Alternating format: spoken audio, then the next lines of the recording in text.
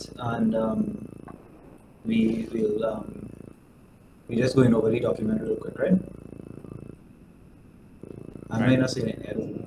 So, right. So, good morning to those joining, and to those who will be viewing the recording later on, right? So, the Kickstarter. So we're looking at unlocking the leader within, right? So, we all are leaders, right, in our own rights, right? So there's always this little debate that goes on. Leaders are born and not made. So these are big things. So it's always a back and forth with it.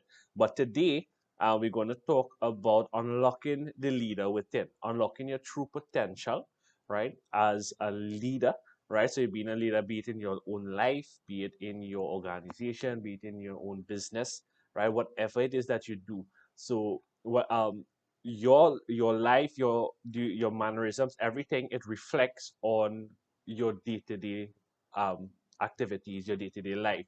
And what I mean by that is that be it in your workplace, be it in your business place that you may have, right? How you carry about yourself, how it is you react to certain situations, right? It reflects in those aspects of your life as well.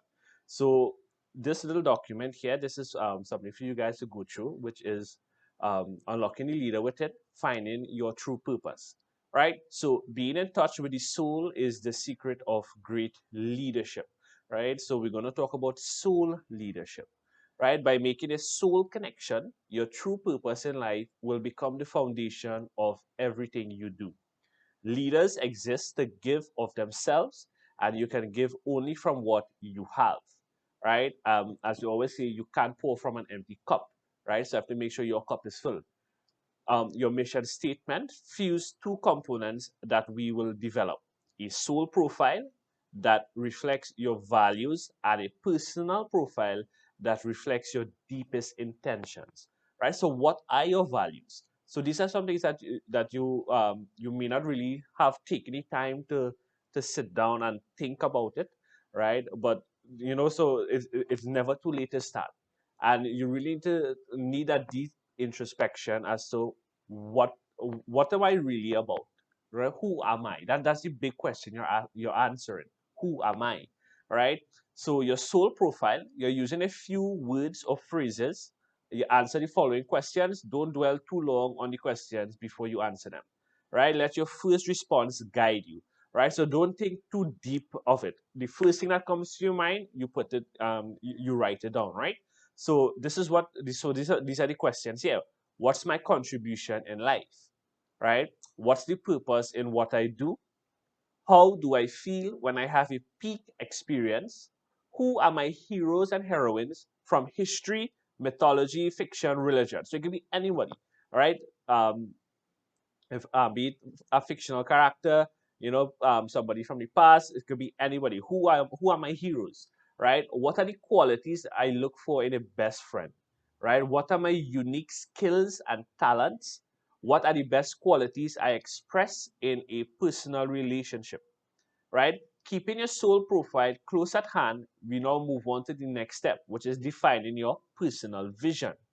Right. So again, so it's the same exercise. So and when we go into the presentation, we will see how it will tie in to this little exercise that you have to do here. Right. So again, using a few words or phrases, answer the following questions. Don't dwell too long on the questions before you answer them. Let your first response guide you. Right. Be true to yourself. So this now is like, okay, what do you want, right? So I want to live in a world which, right? So what type of world do you want to live in, right? I want to live in a world which has everybody caring for one another, which has people being compassionate towards one another, you know. So somewhere along those lines, I would be inspired to work in an organization that helps helps their employees develop, better, be it in the work, be it for a particular skill, right? I would be proud to lead a team that gives back to society, that meets customers' demands, all these different things. A transformed world would be, right? So what would be your transformed world? So to match your present work with your vision, answer the following. How does my work in the world reflect the vision I outlined above? What do I need, right, from my team or organization, right? Or if it is that you are on your own in terms of your self-employed, right? What do I need to get closer to my ideals? What can I offer, right, to move it closer to my ideals, right? So the point here is to clarify what kind of world you envision and how you see yourself in it. Now that you have written down your values and your vision, you merge the two into a concise statement of your overall mission in this lifetime. Your statement should describe what you want to accomplish as a leader from this point forward. All right, so you're going to use the following template. My mission behind everything I do is, all right, so from the answers that you would have given to the previous questions, right? That is where you're going to make it concise. What is your mission, right? What drives you to do what you do, right? So keep it simple and concise. A child should be able to understand it, and you should be able to state it even in your sleep, right? So I would have I send this to Moonesh, right? So after the webinar is complete, he will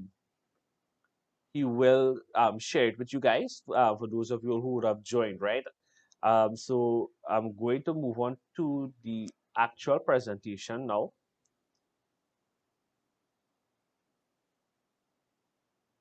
Give me a second. All right, just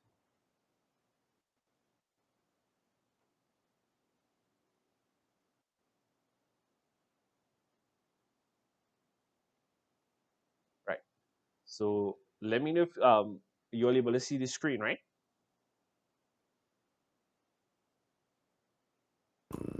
Air sheets up. All right, good. Right. So so when we go through the presentation, you can always post your questions in the chat. So Moonesh will be moderated, so he will let me know if there's any questions there, right?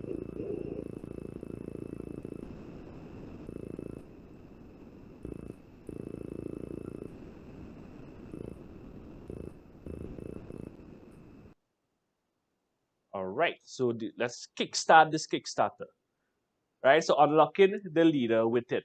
So before we continue, right? So just want a note to self. So this is a post that I was scrolling through social media and I saw one of my friends posted this, and it really struck me. I was like, whoa, I need to use this in my presentation as well, right? So note to self: what is my purpose in life? I asked the void. What if I told you that you fulfilled it when you took an extra hour to talk to that kid about his life, said the voice? Or when you paid for that young couple in the restaurant? Or when you saved that dog in traffic? Or when you tied your father's shoes for him? Your problem is that you equate your purpose with goal based achievement. The universe isn't interested in your achievements, just your heart. When you choose to act out of kindness, compassion, and love, you are already aligned with your true purpose. No need to look any further, right? And I'm sure a lot of you will resonate with this particular message, right? Because some of us may feel stuck with where we are. We don't know where we're going. You know, life just happens, as they say, right? But the whole thing about it is that your mindset, your battle goes on inside here, right? Whatever is going on inside here, it reflects on the outside. So if it is that you let negative thoughts keep winning, right, in your mind, guess what's going to reflect on the outside? Guess what it is you're going to be experiencing? I'm sure people would have heard of law of attraction, right? What you send out, you will get back, right? So, and it is a universal law, just like we have the universal law. We have the universal law of karma, the universal law of truth, the universal law of justice, right? And so much more. And justice being the slowest law in the universe. And I'm sure you guys can agree somewhat in terms of just by observation of the judicial system, not only here in our country, but all over the world, right? We see so many people getting justice years after something terrible would have happened, right? So yeah, the universal law, um, the law, that particular law of justice, right? It is one of the slowest laws in the universe, right? And we, as I said, we see that from day to day.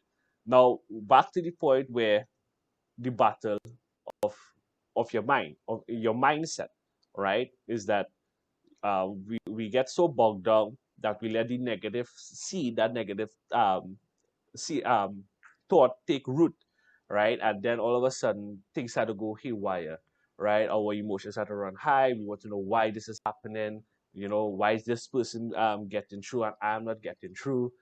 So all of these different things. So we're going to learn to kind of come out of that sort of thinking, right? So the road ahead.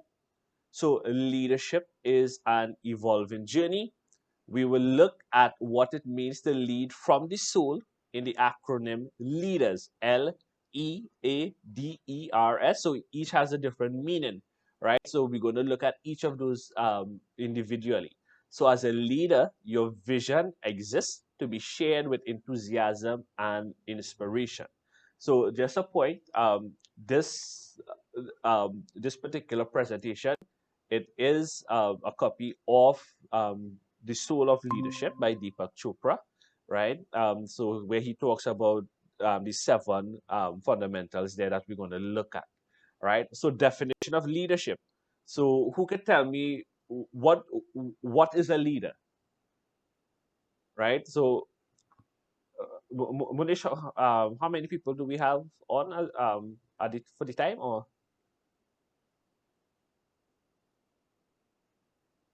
it's just Marissa? I think you said, right?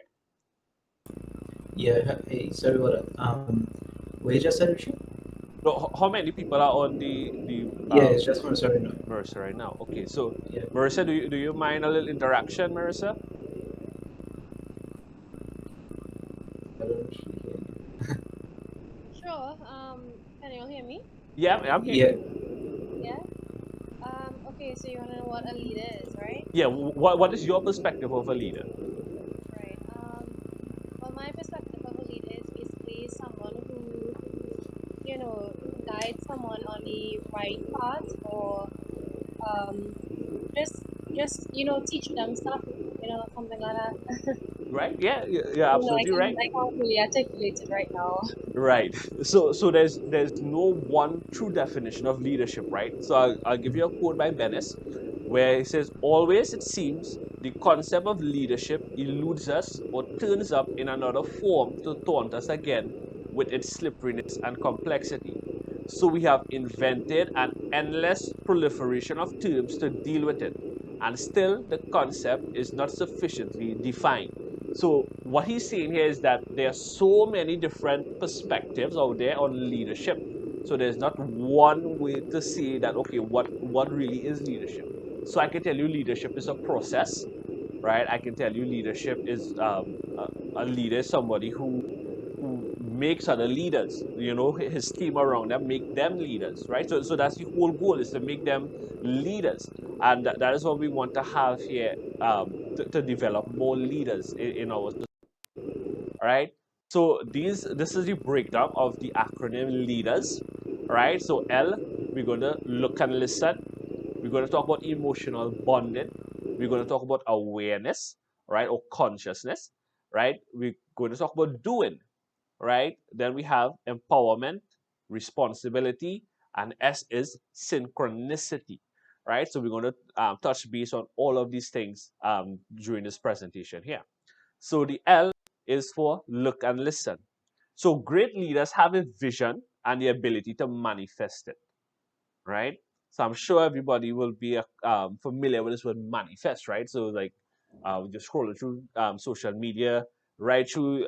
I don't know if anybody ever, if it happened to anybody here, right? But you will see people on you're scrolling through like the TikTok, and you're going to see people with tarot cards, and it's like that's manifest, and this message is for you, and you think like, really, is it really for me? You know, and there's so it gets it's a kind of psychological game that's going on there, right? But so great. So in this aspect here, great leaders have a vision and the ability to manifest it. Manifest it meaning they have ability to make it happen, right? So defining your own vision begins with looking and listening. So you look and listen to the situation around you, but you also look and listen inside. So 4 steps are involved, right? So it has the impartial observation. You look and listen with your senses. Analysis, you look and listen with your mind. Feeling, you look and listen with your heart. And incubation, you look and listen with your soul. So basically, what we look at, what we're talking about there is your, for that last one, your gut feeling. You know, it's like, okay, I'm looking, I'm observing what's happening, I'm hearing what's going on, right? What does your gut say? How do I tune in? You know, like what is my gut telling me, right? And once you have gone through these 4 steps, your personal vision can begin to express itself, right? So what may, right? So these are some pointers on what makes a good listener, right? So number one, not interrupted, right? So many times people listen to respond and not to understand, right? Number two, they showing that you empathize, you don't criticize, you don't argue, you don't patronize, right? Because um, sometimes somebody will say, well, okay, something happened, and they would have fallen down, and then you will look to blame the person. So who tell you to be so careless? You know, why you didn't do this? Why you didn't do that? And you're not taking the time to understand this person's feeling. You know, this person probably crying, and you hear it is you quarreling with this person for falling down, right? Establishing a physical sense of closeness without invading personal space, right? So you want to let the person know that yes, you are there, right? But you don't want to like overbear on that person, right? Observing body language and letting your show that you are not distracted but attentive, right? So again, body language has so much to play with it. So if it is I'm speaking to you now, right? But let's say my body is turned, so I'm just and so my feet, everything is turned the opposite way from you, right? It's not pointing towards you. So it's like, okay, well, yeah, I hear what you say, but I really need to go, So it's that kind of thing that we talk about. So yeah, you need to observe your body language, right? Let others show that you are not distracted but attentive, right? When you're fully attentive, your whole body position faces this person. Your feet doesn't face away from the person, right? So these are things, little cues that you may want to pick up on, that you may observe, right? Offering your own self disclosures, but not too many or too soon, right? So somebody may come to you with a problem, right? So you being the leader, you being the boss, they'll come talk to you. It's like, hey, Marissa, the XYZ is happening, right? So it may be a similar situation. So, but the thing is, you don't want to jump in too soon and say, well, yeah, I had that already. I've gone through that, you know, and this is something I would have discussed on with Moonesh a while back too, right? So it's like people who come to you with problems, right? We always people have this ego that they must one up them on everything, meaning that okay, so you went through this particular trauma, well, it can't beat my trauma, I went through XYZ, right? So you trying to show this person, well, no, well, I went through worse than you, and look, I'm doing very well, right? You can never compare trauma, right? So that's one thing to for you to take note of, right? So offering your own self disclosures, right, but not too many or too soon, right? The next point, understanding the context of the other person's life, right? Now, not everybody has the same values, has the same beliefs as you, has the same living conditions as you, right? So you must develop an understanding, right? So this is where empathy comes into place. Sorry. So you must be able to understand this.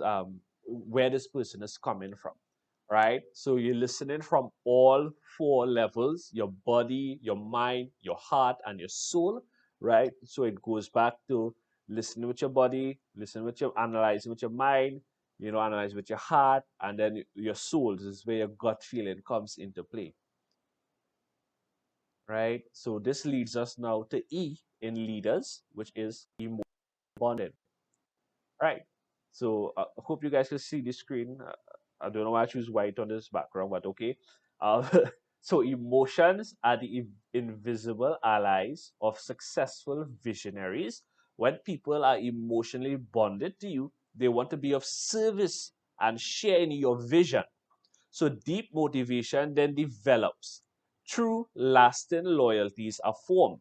Right now, this don't mean you have to go and be lovey-dovey with your teammates and open up and all these kind of things, right? That's not what we're really talking about by when we say emotional bonding, right? Again, this is where empathy comes into play. So emotional intelligence. So we everybody heard of IQ, right? Intelligent quotient, right? So your IQ is capped, right? When I say capped, so by the age 18 or 19, your IQ is capped. You can't increase your IQ. I mean, you can learn new stuff, yeah, but you can't increase your IQ. But emotional intelligence, however, right? This is something that you can improve on even to this day, no matter how old you are. Emotional intelligence, right? And believe it or not, emotional intelligence, right? It counts for over 90% of our success. IQ is only 10%. So that tells you how much emotional intelligence there is. And for some people, they're lacking, right? But as I said, we can always build on that. So emotional intelligence is being aware of your feelings, being aware of your feelings and those around you, right? So whatever discussions you may have, sometimes it may be heated arguments, right?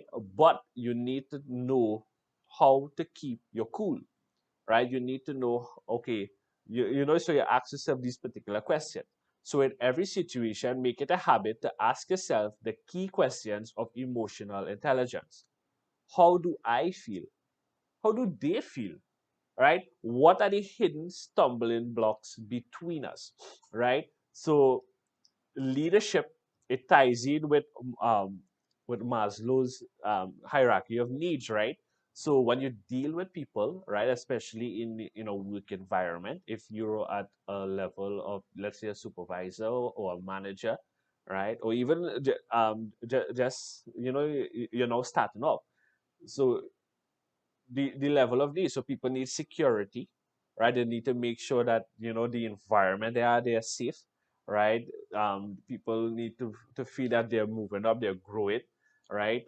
They're learning new things, right? The transcendence. So they reach that level of self-realization, right? Where we would have to ensure that okay, so you now as a leader have to take into consideration all of these things that's going on, right? Am I meeting this individual's needs, right? So the emotional test. So these are the questions here. How do I feel? How do they feel? What are the hidden stumbling blocks between us, right? So you want to avoid the three toxic E's, right? Authoritarianism, anger, and aloofness, right? So this particular style here, this leadership, you don't want to be um, operating under authoritarianism, right? Meaning that, okay, I have one set of rules for these people and a next set of rules for the other set of people, right? So this is people I like, this is people I don't like, right? And so we can't operate like that. You need to what's the word, boy?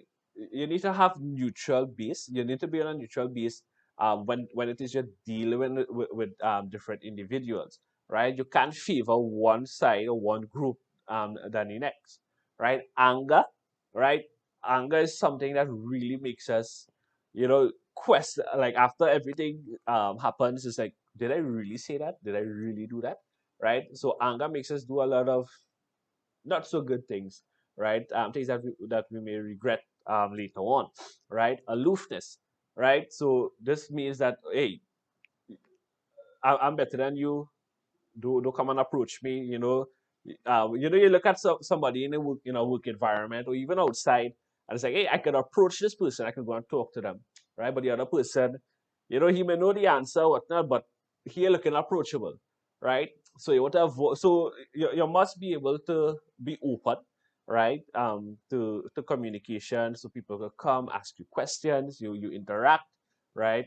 But from the time people see that you're giving off this vibe of, okay, don't approach me, you stay right the way you are, right? Well, as soon as people give you that look, I don't know if you guys know the look, but they will just look at you like, nah, don't come at me, right? I think Moonesh should know, right? From Yeah, experience, right? some people like that.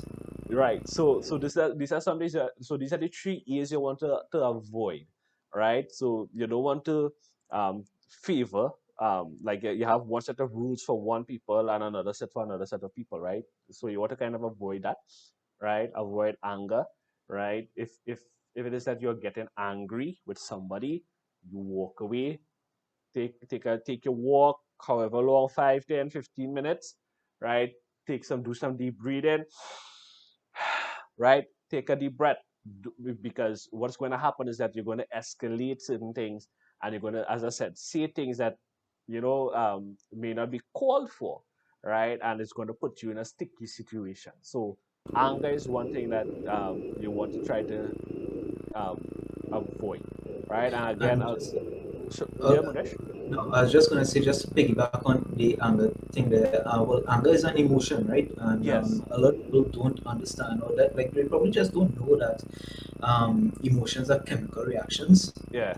based on your. And if that is the case, right? If it is you're angry or you're sad or whatever the case is, right? You can always control your anger. You can control how you feel just by changing your state. You could go and, like I said, take a walk. You can take some deep breaths, things that actually change your physiology. I know people. I used to work with somebody who used to do push-ups in the morning, and because they were tired, right? Right. Because and tired is a state, right? And is a feeling. So you change your physiology, you change your emotions, and that's just an extra tip there. Yeah. Yeah. And you're right. So that's why I say you take that moment to walk away, right? Clear your head, right? And then you go back and you discuss again, and you try to come to a compromise, right? Or agreement or some sort, right? So these are the three A's that we want to avoid, right? When it comes to emotional intelligence, right? So 10 behaviors for mending emotional distance, right? So people may, as, that word distance there is like when you're not approachable, or you may be a little harsh in certain things that you may say, right? People may feel bad that you didn't tell them or wish them well, or whatever the case may be. So these are things that really please allow that, is the little things, as they say, right? So 10 behaviors for mending emotional distance. So notice where another person is strong or talented and point it out to them. It's like, hey, Moonesh, you're very good at, organizing these type of events. You have a knack for it, right? Compliment them on getting better at something, right?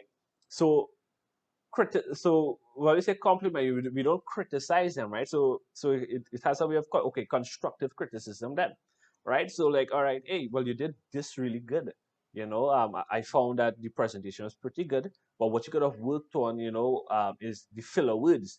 Instead of using you have to kind of move along with it. You could use the hand gestures. So that's a way of complimenting without making the other person feel bad or feel, or being too harsh, right? So when it is you're going to offer criticism, right, always point out first what the person did really good, right? Hey, I love the way you handled this particular part, XYZ, right? And however, you could have worked, do a little more on this aspect of things, right? If you understand what I'm saying, right? So praise them without expecting praise in return, right? So again, too many of us are stuck up in our own head.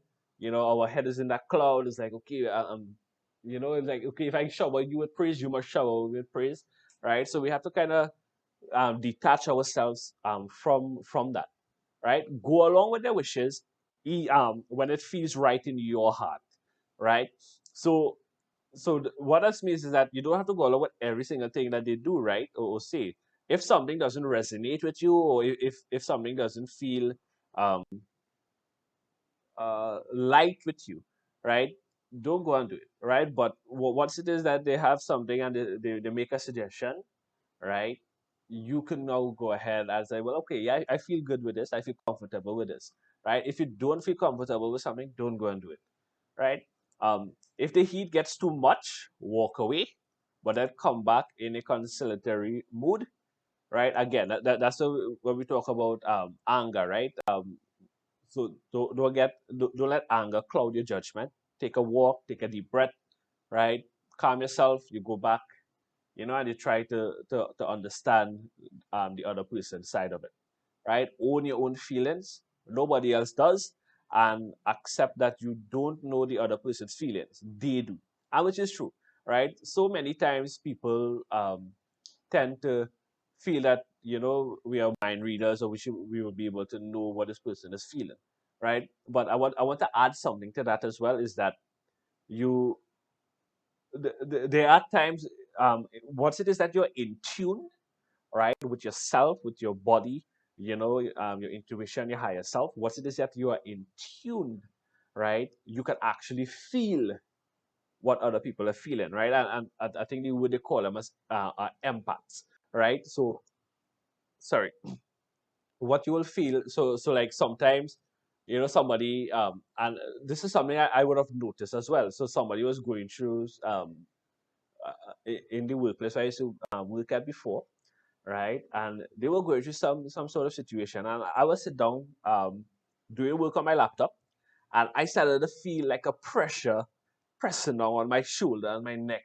Right? It's like, where's all this strain coming from? And I looked at the person next to me and I was like, are you all right? He's like, no, I'm not all right. And this is where we started to talk, right? He was going through some problems at home, some relationship issues, and it's taking a toll on him, right? And if I didn't offer to speak with him and to clear up some stuff, that would have bogged him down. So I started to feel this pressure coming down on my shoulders, and it's like, where this heaviness coming from? And I fighting up. It's like, where is this coming from? And lo and behold, the person next to me was going through some little issues there, right? And we talked about it, we worked it out, and he got that those feelings, so those negative vibes, I should say, left, right? So yes, the people, they alone know what they're feeling until they tell you what they're going through, right? Number seven, don't bring up sensitive issues when they could be embarrassing, especially in front of other people or the whole group. And there are many times I've seen lots of people do this, right? And these are people who will say, well, yeah, I'm a really good leader, blah blah blah. So so because I have this title, it gives me power over you. I could tell you what I want to tell you in front of whoever I want to tell you, right? And it doesn't work like that, right? First of all, that's really bad, so it says a lot about that particular person as a leader, right? To want to embarrass somebody in front of an entire group like that, right? If something goes wrong in, let's say, in your in your workplace, or even in your home, wherever the case may be, right? You want to pull that person aside, have a little one-on-one with them, and let them know, hey, XYZ, this is what I've noticed, right? Are you okay? Right? What's happening? You don't look to shame the person, or on the spot, that right then and there, right? So you need to be mindful of these things, right? Number eight, before bringing up a personal issue, wait until you are in a good emotional place, and then make sure the other person is in a good place too, because that person, yes, they may know that they've done something wrong, right? And that anxiety is kicking in, and it's like, oh my gosh, I'm going to get fired. Oh my gosh, they're going to cuss me out, blah blah blah, right? But you, as a leader, right, you need to know, Okay, well, yeah, this person did wrong. This person get me so vexed. Again, anger is kicking in there. You need to know emotionally, distance yourself from that anger, distance yourself from the situation, right? Collect your thoughts. Again, you have a nice conversation with the person, right? So it's not to say that you have to be fake nice or anything. You don't have to fake it. You must be genuine, because people can tell if you're faking these particular emotions, right? So you must be genuine in your response to certain things, right? Avoid stale rituals. This is number 9. If you find yourself saying the same rote things day after day, that's a ritual, not a genuine response. So again, from what I said before, right, you need to be genuine in your conversation, in your discussion with the other person, right? But if you say the same thing, well, yeah, I understand, da da da. It's like, do you really understand? So like when I was in customer service, right, you tell the customer, you're so programmed to say, hey, I'm very sorry to hear that, right? And the customer will stop. He's like, are you really sorry? So it's like, it really makes you think. It's like, am I really sorry that this person is having this problem? And from then, your perspective starts to change from it, right? So, every situation, everybody's coming in, it's not the same. They're different, right? The stories or scenarios may be similar, right? But every individual is different, right? Number 10, find one thing every day to be grateful of the other person, right? The other person in your life, be it in your team, in your organization. It's like, hey, I thank God Moonesh is healthy. Thank God Moonesh is, is strong, and he'll be able to carry this heavy load on his back to build up Unfiltered, right?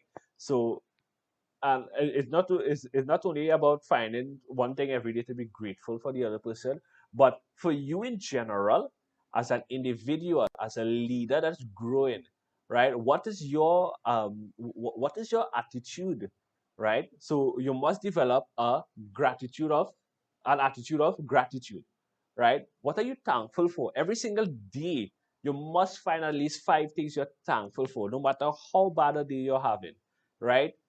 And so what that is doing is going to make you now become aware, right? Become aware of your surroundings, of your feelings, of what's going on generally around you, right? What is your gratitude list? And this is an exercise that I want you guys to do as well, right? Find what it is you are thankful for, right? And it moves on us now to E, which is awareness, right? So awareness is a synonym for consciousness. There is no limit to what we can change, because consciousness brings light to every aspect of life. As a leader, your own awareness affects everyone around you. Those who you lead and serve depend on your grasp of the situation, right? So being a leader, how aware are you? What are you doing to work on this awareness, right? So look at the 7 attributes of consciousness, right? We look at centeredness, right? How well are you to hold your center, to hold your own? All the chaos is happening out there, right? Are you going to let that chaos inside, right? Or are you just going to block that off, keep a cool, calm head, right? Look at the situation and you apply something. So many times you will see that in any let's say a scenario, where there's panic. If everybody is panicking, right? Who is there to keep everybody calm? Who is there to actually do something? So you need to now find your center, right? If that means taking a few deep breaths, right? And that really helps a lot, right? Deep breathing. If you take 3 deep breaths, right? So if we could all do this now, right? So we're going to take a deep breath, but you're going to inhale, you hold for 4 seconds, and you're going to exhale for 7 seconds, right? So you go,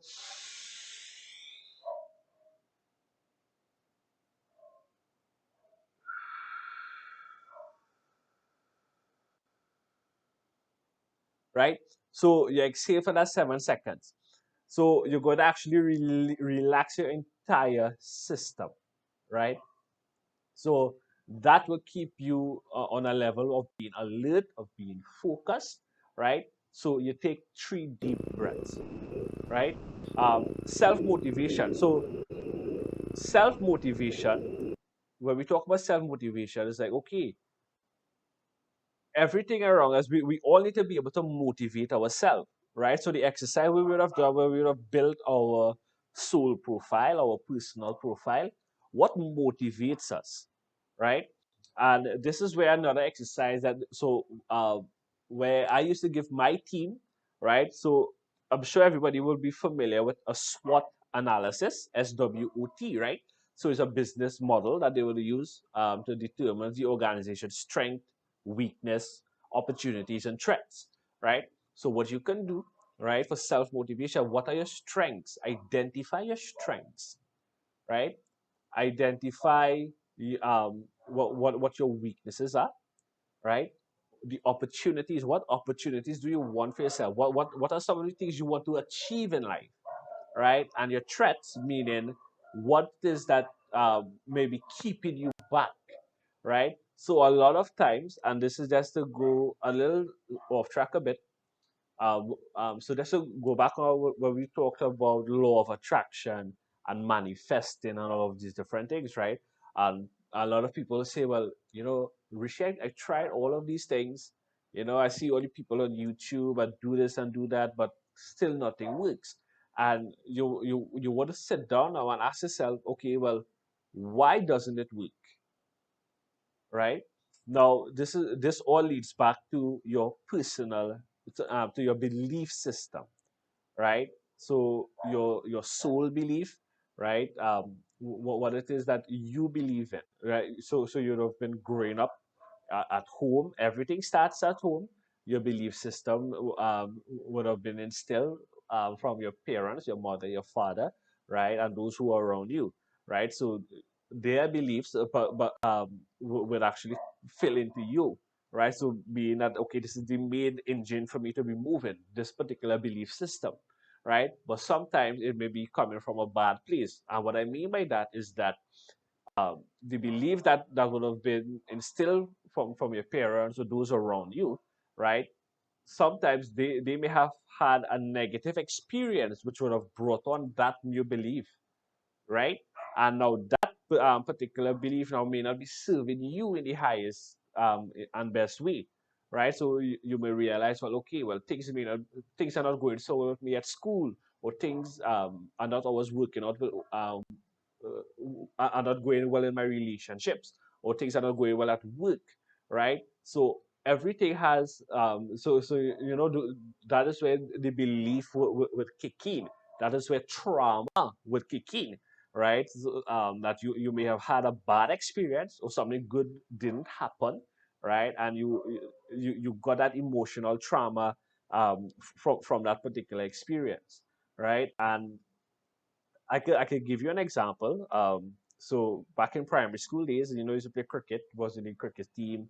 We went to the finals, and we ended up getting bowled out for 69 runs. We lost that game, right?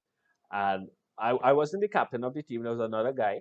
And when we were leaving, we all looked so defeated. And the other team member, the teacher came, and he put his arm around me and was like, hey, keep your chin up. It's all part of the game. That's how it is. And the reason he was telling me that was that he thought I was the captain of the team, right? So the captain was the other guy. He was way down in the back, right? And what he told me was that, well, no, the guy was right behind me. Sorry, and he's like, he always say like a leader will always, be out in front, lead the troops out in front, right? And so I was like around 11 years old at that time, and it struck to me that, okay, well, to be at that level, people will you know s- speak to you most. So what would have happened was that when I told him I was not the captain, he quickly just dismissed me, and just went to the captain, right? And it like hit me like, okay, well, at that time I need to be a leader, in order to get people to speak to me, because like people just look at me like, if I'm not like okay, well, who's you? You still no importance, right? And so that kind of affected me in a way, and I didn't know that until like recently, like took some time and you sit down and you do reflection, right? So that, and I didn't want to say, I don't want to say I become a leader to just to be able to interact with other people. That's where I kind of moved away from that particular belief, because we as individuals we should be able to lead without title, right? To be a leader, and being a leader means doing the right thing, right? So there's a false perception at that time that okay, only people who are leaders are worth talking to, right? Which is not true. I mean, everybody has a story to tell, right? And you can't dismiss somebody because of their status, right? Okay, but you're not a manager, you're not a CEO, you're not a business owner, you're not a doctor, you're not a lawyer. I don't want to talk to you, right?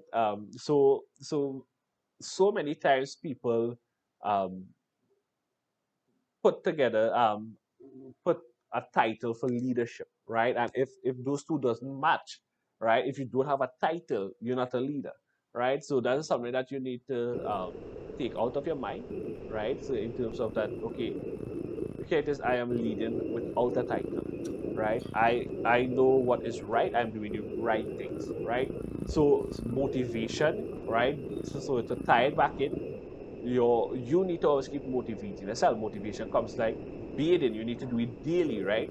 So in order to say like every single you get motivation today and it will last you for the entire week. No, right? Every single day you need to motivate, to look at your gratitude list, right? Every single day reflect, what am I grateful for?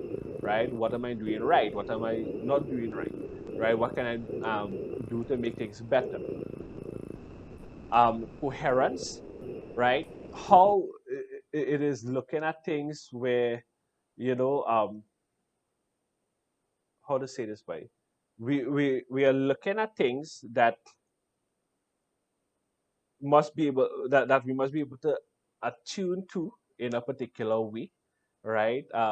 We must show that sort of composure when it is that we move forward, right? In terms of being aware, your intuition or your insight, right?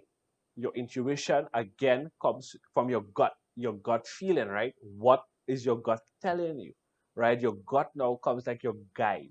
All right, is this the right thing to do? Okay, what can I do to make things better, right? Creativity, right? This is again, your awareness is as a leader, right? So this is the seven attributes of consciousness. Your creativity, that is one of the most powerful energies you will ever have, right? It's like, okay, how creative can I be? Am I creative? Am I supportive of this particular idea? Can I make this idea better, right?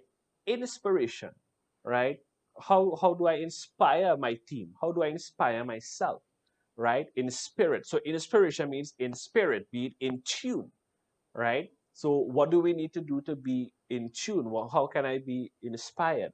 Again, this ties up to the exercises that you do, right? Your gratitude list, right? Your meditation, your walk, your exercise, right? All of these things release, as Moonesh ties it back to a chemical balance, right? In your system, and it keeps you going. And then when it is you're in tune, right? Your transcendence, right? So when they say we transcend, so we kind of okay, we kind of we are not bogged down or held down by outside afflictions, right? So it means now we can actually have all of these things in us now, this centeredness, right? Self motivation, coherence, intuition, creativity, inspiration, and transcendence, right? Meaning we no longer let ourselves become attached to things that let's say are not in our control, right? We make the best of what it is we can do with it, right? So your awareness program.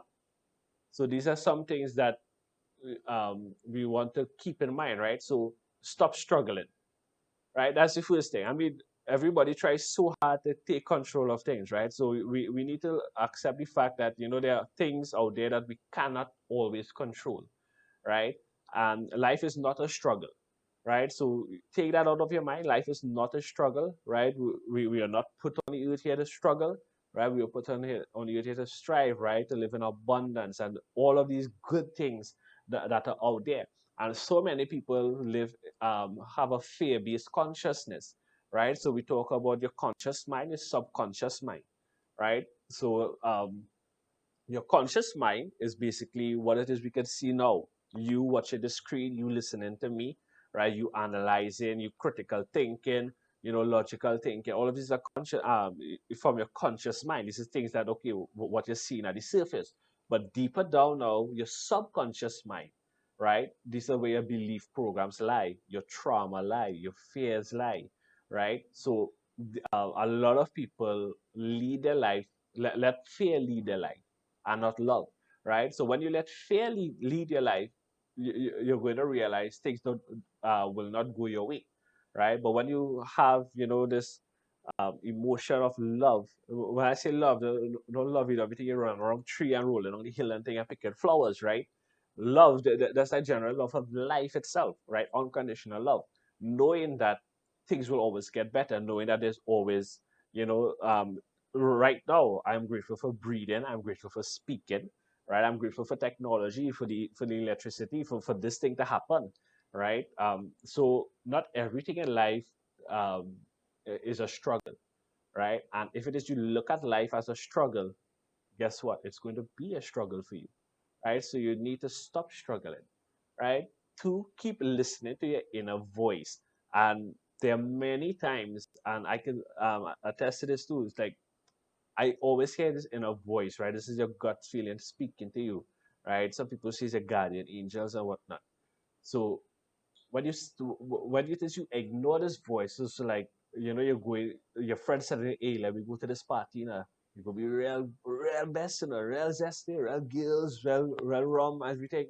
But your inner voice telling you, "No, don't go." Right? But again, let's say you ignore that inner voice and you go now, right? And on your way to the party, you get in an accident, right? You break your leg, you break your arm, something like that happens.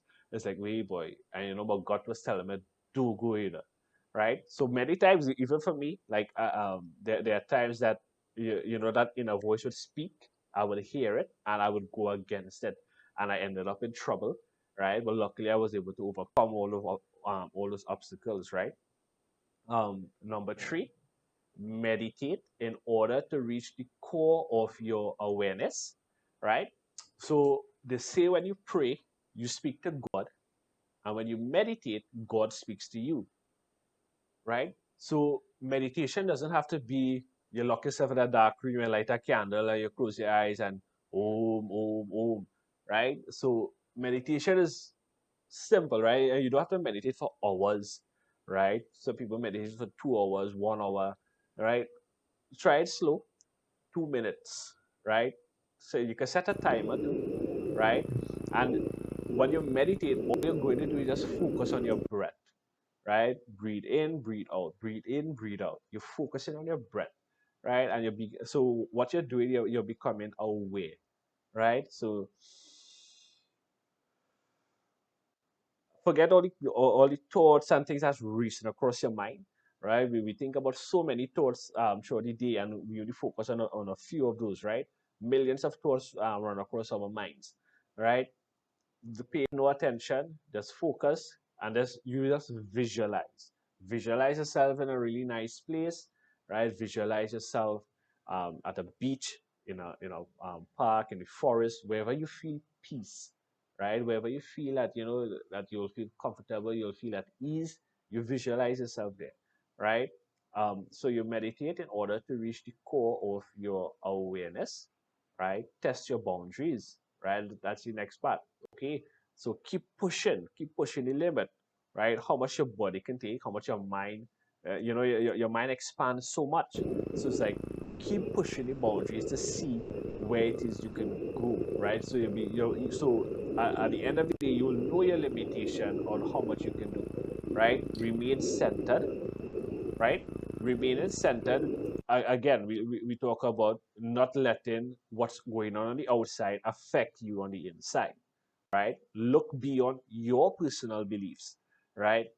There's so much more to life, right? So keep an open mind, basically, right? Gather information from every source, right? From as much people as possible that you can, by reading lots of books, listening to podcasts, whatever it is that you get your information from, and you can go with that, right?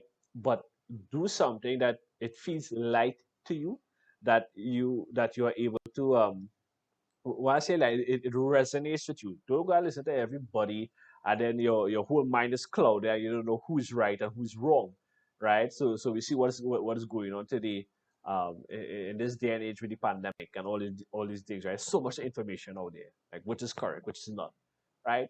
So what resonates with you, that is what you want to go with. And I'm not even saying listening to me, right? If I do resonate with you, well, that's okay. If I do, well, thumbs up, right? Good for you. But do your own seeking as well, right? Nobody could walk your journey but you, right? Learn to have clear intentions, right? Meaning that whatever situation or whatever conversation you may have, have clear intentions. Don't have like a hidden agenda by as to that. Yes, I may want certain things because let me talk to this person because I will get this from him or I will get that from her. So have clear intention.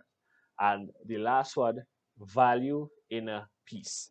Right? I don't know about all you, but I like to be at peace internally, right? So I don't want no sort of drama and all these different things that's going on, right? So value in peace, right? So what it is that you can deal with it quiet, you kind of move away from all of that noise that's going on, right? So that is it for the awareness. Move on now to do D for doing, right? So I see we are what about 10 past 11, Moonesh. We're going along good so far, right? Well, yeah, everything is going at a good pace. It's okay for you? Good for me, yeah. Right. Okay. Any question, Marissa? Any questions to ask or add anything? Uh, No, no, not at the moment. all right. Okay. All right. So So, we're Rishi, going. Uh-huh. you're not telling me to go meditate and be a monk or anything, right? Nah, don't go and be no monk, I think. If you want to Hey, go, if you want to be the monk, you go and be the monk. I can stop. I can stop that. Stop you from doing that, right, Moonesh? I know. Right? Yeah. It's all up to you, man. Right? Okay. So this is the book here by where so this is called The Soul of Leadership, Deepak Chopra, right? So everything is a pretty small book, a simple read, right? But it really helps a lot in terms of um, fine tuning your skills, to developing those leadership skills, right? So D equals doing. A leader is action oriented, right? We can't just be all talk and no action, right? As a leader, you must identify the role you are expected to play, right? Doing is different when you lead from the soul, right? I have a little typo here, but I'll fix that. Successful visionaries are able to fulfill any role, right? The flexibility comes from the soul's infinite flexibility, right? So there's a difference between trying and doing, right? We say trying is failing, but doing is, it actually gets you there. And what we mean by that is that a lot of people keep talking, right? That, oh, I have this dream, I have that, I have, all these different things. And the time to progress is it's nonstop. It's like it's dead right there. We can't take a next step forward because they don't know what's the next step, you know. So when it is you get into that mode of doing, right? You actually okay, you identify your role, right? What role are you expected to play?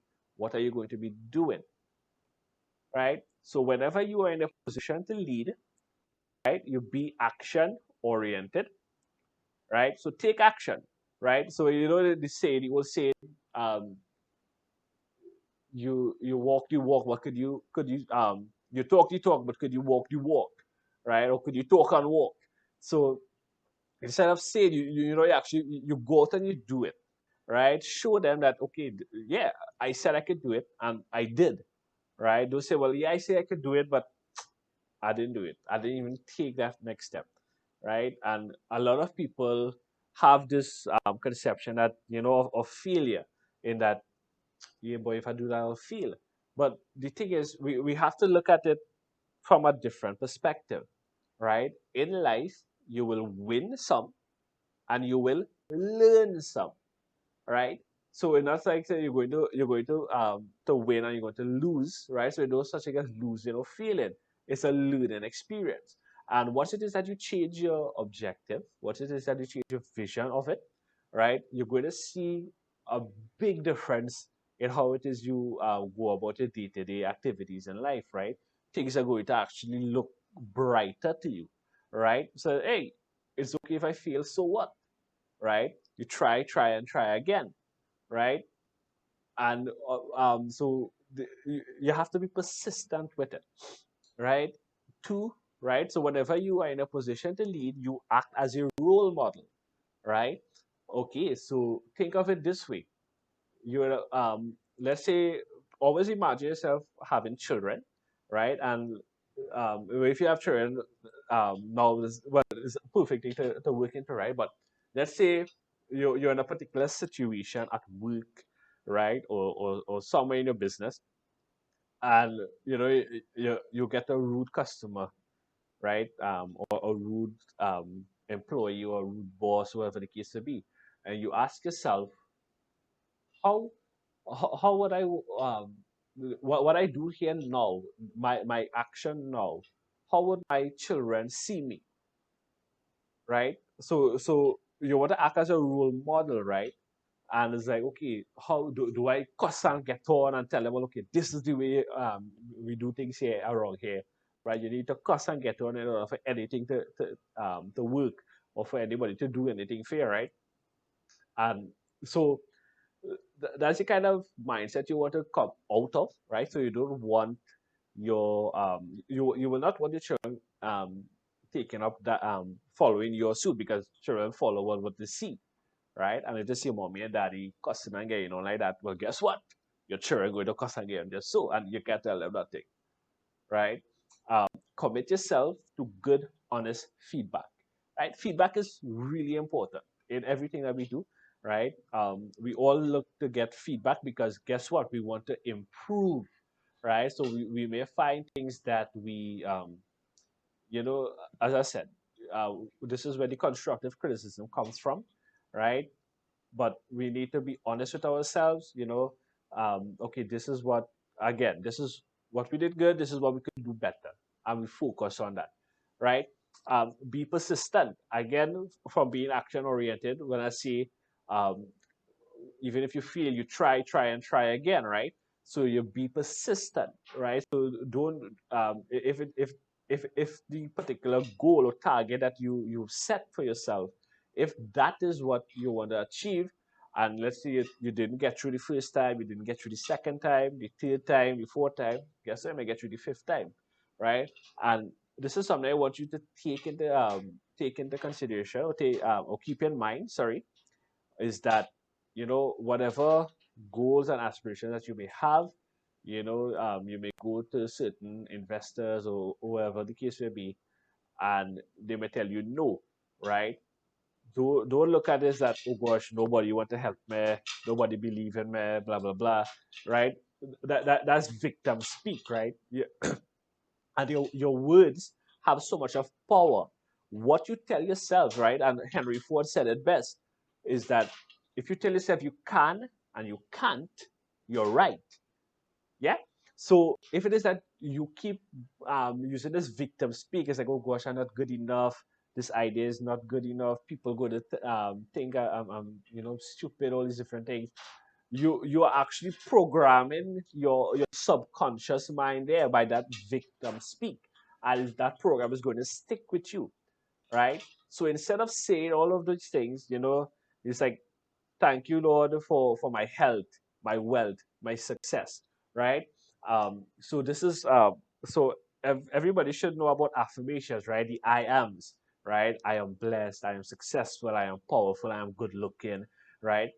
Now, people may say these things and well, Rishi, I do all these affirmations and nothing will ever work for me, right? Again, people will feel this is that they feel like they're lying to themselves when they tell themselves, well, I'm successful or I am blessed. Deep inside, this is where your beliefs come into play, right? Your deep belief is that, okay, no, I may not be blessed, right? And that's why things go against you, right? Because you're telling your mind something. I'm blessed. I'm saying that I'm blessed, but deep down in that program, that software that you would have installed, it's saying, well, but no, you not. Look your program here. I am not blessed, right? Why you saying you blessed, right? And you know that for a fact that okay, it's not happening. So in order for you to really see things happening, right? Um, you just utter the words blessed, success, right? Health, wealth. Just say those words, right? When you get up in the morning, thank you, God, for my health, my wealth, my success, right? When you go to sleep at night, thank you, God, for my health, my wealth, my success, right? So, so, uh, so you're kind of cutting out the I am from it, right? Because sometimes we may have beliefs that we may not know how to clear, right? Or we may not know how to reprogram. But by you saying those words, you're actually reprogramming yourself, right? And um, uh, so this year, what I have in my hand here is called a Rudraksha Mala, right? So it's also called it's also an affirmation beads. And you can actually, by when it is you do meditation, you can actually meditate and instill in your subconscious mind when you do a little meditation, right? You say, I am happy, I am happy, I am happy, I am happy, So these are the things that you say. So it's 108 B, so you say that 108 times, right? Or even not, you use your fingers, right? The spaces here. I am healthy, I am healthy, I am healthy, I am healthy, I am healthy. And you press those pressure points in your fingers. And those things actually resonate with your subconscious. And there's an exercise that I tell people to do as well, right? There's a particular mantra that they do. It's a yoga practice, right? So this is where you place your, everybody see my hand, right? So you place your um, index finger, so index finger, center of your palm, right? So at the base of where the finger lies, this is where you're going to press, right, on the pulse. And you're going to say 6 positive things about yourself. And you look yourself in the mirror and you actually say it, right? So this is where you say, I am blessed, I am healthy, I am successful, I am powerful, I am good looking, I am wealthy, right? And so you're going to say 6 positive things about yourself. And when you're pressing on a pause, you're actually sending that program, right, to be installed in your subconscious mind, right? So be persistent in what it is you're doing. Never give up, right? Always give it your best, keep pushing forward, right? There's no such thing as failure, right? You either win or you learn, right? You either win or you learn, right? You succeed. You can hear me, Rishi? Yeah, I get ringing super loud here, number, so I was just making sure, right? I just wanted to piggyback on something that you just said. sure. So, like, with the affirmations, what I find works pretty well for people is um, affirming the minority, right? So, is what I mean by affirming the minority is like, all right, you what you focus on grows, right? So instead of like this, you're focusing on, hey, I have all these things wrong in my life. It's like, okay, I might have all these things wrong in my life, but at least I have this. At least I have a bed. At least I have food. At least I have these So things. so that's where the gratitude comes into play, right? Of So so course, so of that course. that's where that's forcing you to be aware of what Yeah, it is you have in your life, right? Yeah. And so many people they will have it, but they want so much more, Yeah. and they say, well, okay, well, yes, I have this, but I want that, and, Yeah. they push what they have aside in order to get something. So it comes like, you throw away a diamond to pick up a rock. Yeah. You And what understand? that's the thing, right? People don't understand that, or maybe it's a concept that isn't easily grasped. Maybe let me phrase it that way. That to live in abundance, you have to be appreciative and grateful for what you already have. Yeah, Yeah, and yeah, language is really important, right? So it's like when you're saying, I'm not sick, I'm not sick. You acknowledge things for what they are. Maybe I am sick, but you say I'm sick, but I won't always be sick. Or right. I'm but sick but for it's, now. but instead of saying I'm sick, right, you say I'm healthy, or you just say, or you just repeat that word healthy, healthy. Yeah, So thank you, God, for my health. Thank you, God, for my wealth. Thank you, God, for my success. Right. So whatever higher power that it is you pray, people may pray to, right. So you give that acknowledgement that yes, I am healthy, I am wealthy, I am successful, right. So because these are some of the main things people may want, right? I am loving, all of these different things. So the reason I say that a lot of people, with the affirmations, as you said, right, they focus on things. They do not focus on things they already have. They focus on things that they want, right? And the thing is that people don't know what they want, right? Or they never really sit down and take the time to understand what it is that they want or need in their life, right? So people now, again, they come with a false belief. So like, okay, you're telling yourself you're healthy, but deep down inside, well, no, I'm unhealthy. My eating habits are really poor. I drink Coca-Cola every single morning. Um, every day is a cake and a soft drink, ice cream, snacks. I never eat a vegetable or fruit in my life, right?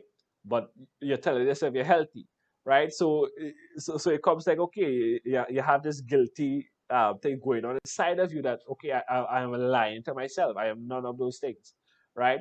But the way how your mind works, whatever you tell your mind, right, your mind is going to believe in it, right? So again, so those are the words, okay?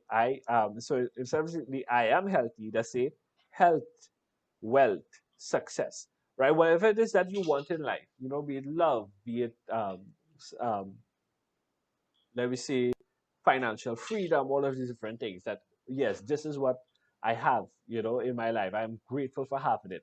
So it's all about that feeling, that emotion that you would put out there, right?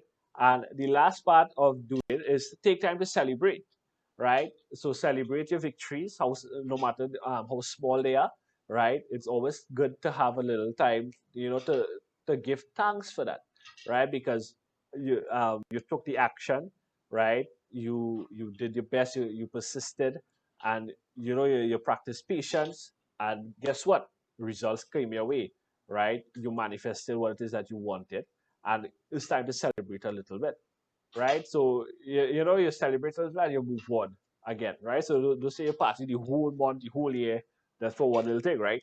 But but the idea is that you celebrate every small victories that you may have, right?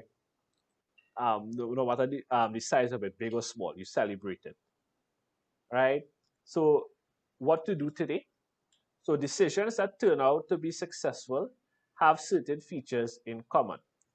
If you find yourself having to make a critical decision, or even if you are contemplating one in the near future, ask yourself a few questions.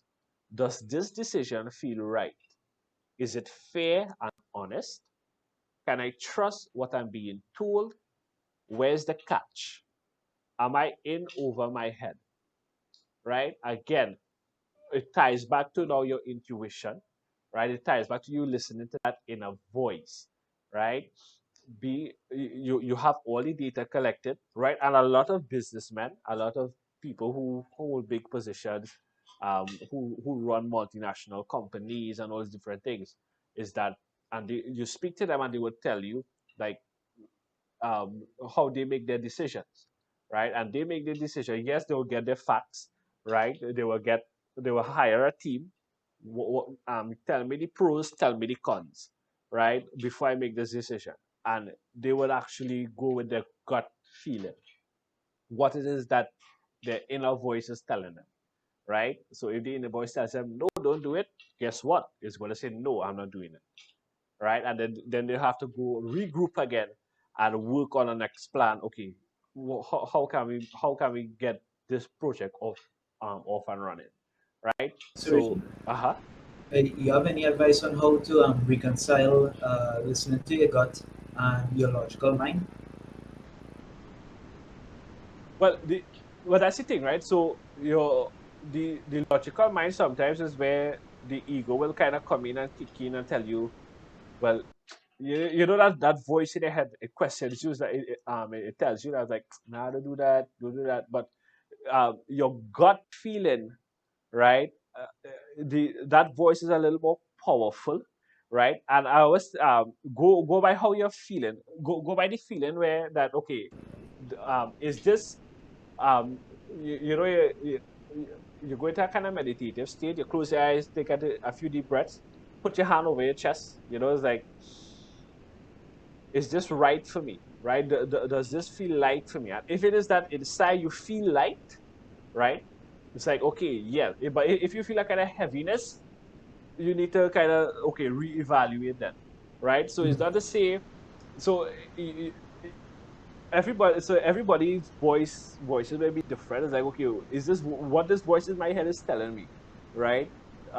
Is that a guide, or is that just the ego trying to tell me, no, I can't do it, right? Because the majority of the times when it is that you get a negative response, right, from that voice inside, it means that, okay, this is something that it wants to hold me back because of a particular fear, right? Because they're trying to keep you safe. It's not to say that it's wrong in any way, but it's trying to keep you safe, right? Because, or let's say, of previous experiences that you may have, right? Well, that's the brain's function, right? To keep us safe, right? To keep So, us safe, yeah, yeah. right? But you can always tell from your gut, from your gut feeling to that other voice that you may hear, right? And once you get that light feeling, right, of a particular decision you're going to make, right? Once it feels light with you, right, then you go ahead. If it is that you feel a bit of heaviness from it, right, it means that, okay, it may not be the best time now to do it, right? But it doesn't mean that you should discard whatever it is you set out to do, right? But you simply need to look at the right time in doing certain things. So it may not be at that it may not be the right time to do a particular project, right? So you need to kind of take your foot off the exhibit, right? And just course until you do some reevaluation again, right? So it's all about, as I said, the, contemplating or understanding that feeling you're having inside of you. Is it a light feeling? Is it a dark? Is it a heavy feeling? Right? If you feel light, right, you make the decision. You go ahead. So the thing is that we must be able to make decisions quickly, right? Sometimes at the end of the day, it's damn if you do, damn if you don't, right? So if you do it, and let's say you go down you make the choice, and something bad happens, so like, okay, right? It didn't work out. Okay, I understand, but you learn from it, right? You don't look at it like, oh shoot, right? But sometimes, it's some people may have to make multi-million dollar decisions, and that's a big thing, right? So that's why they would have to take that time and, like, really analyze, okay, should I really go ahead and do this, right?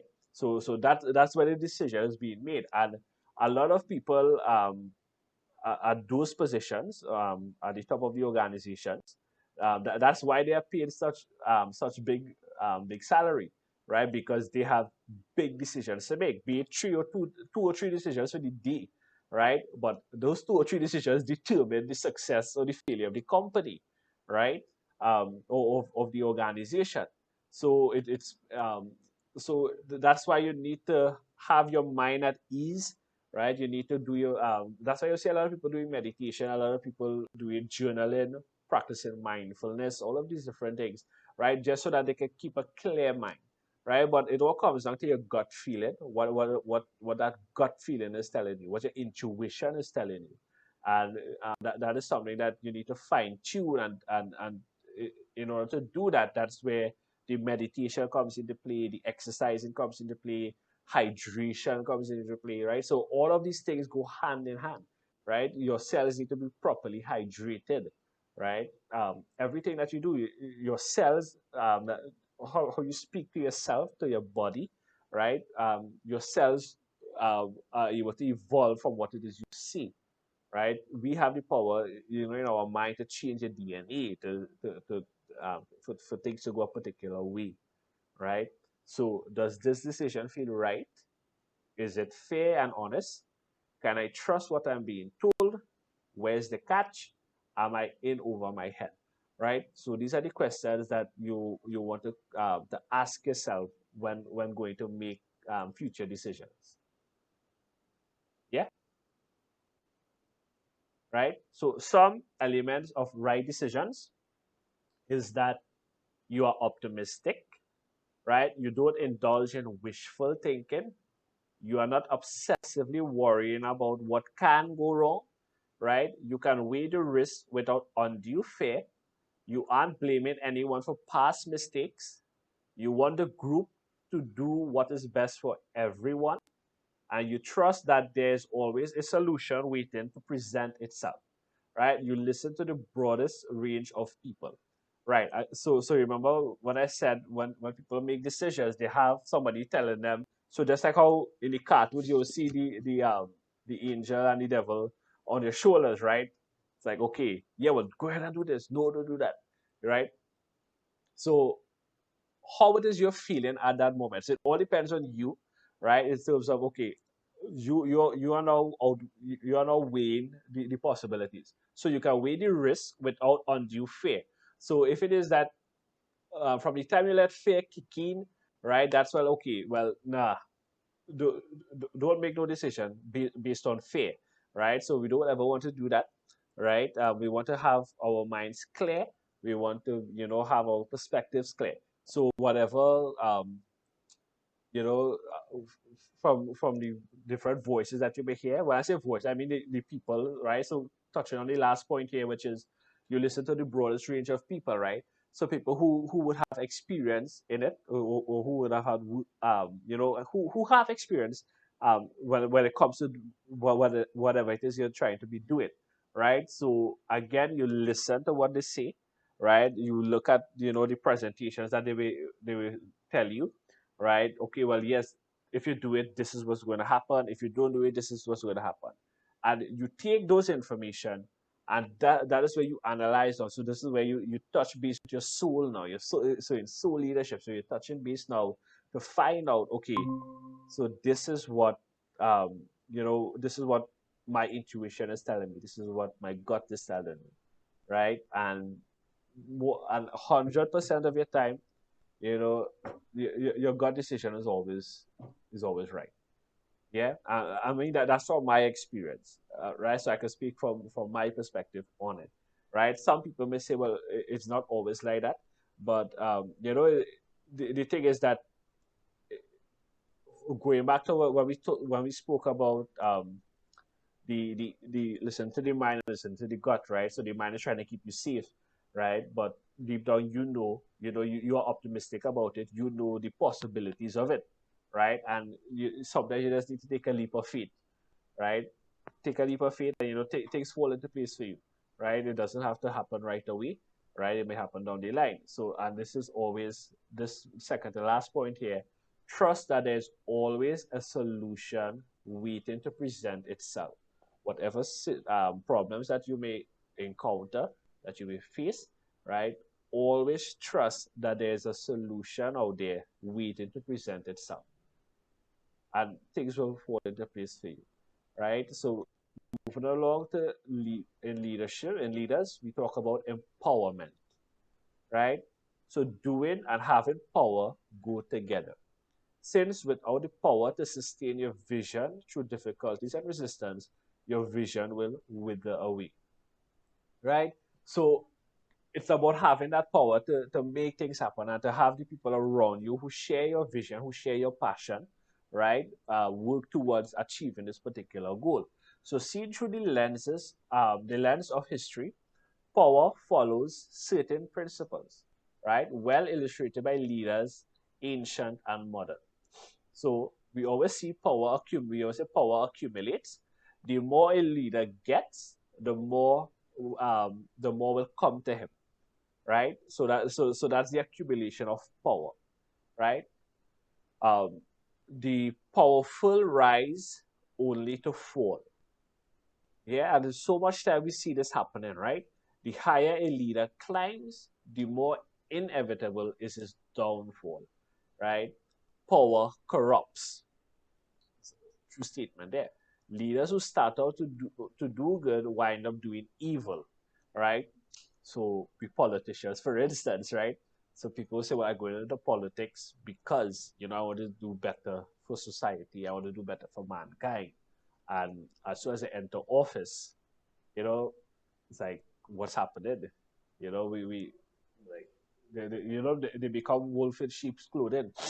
They only come to you when they need votes, right?